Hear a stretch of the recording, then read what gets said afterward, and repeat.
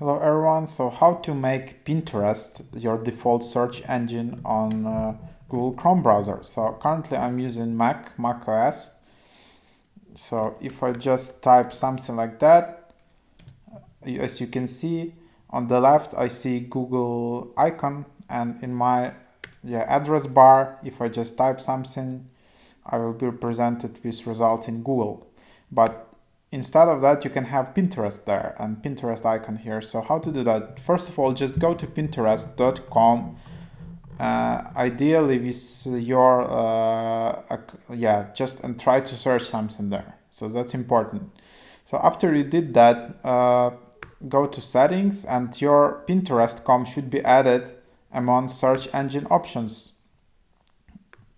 Click here, and when you search something,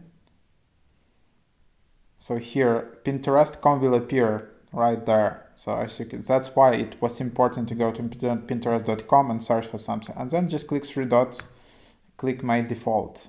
So let's see what happens now. So I didn't try it before, but it should work. Yep, so there you have it. And then if you search something like that, you will have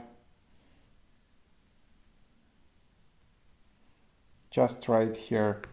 So hope it was helpful, guys. Thanks for watching.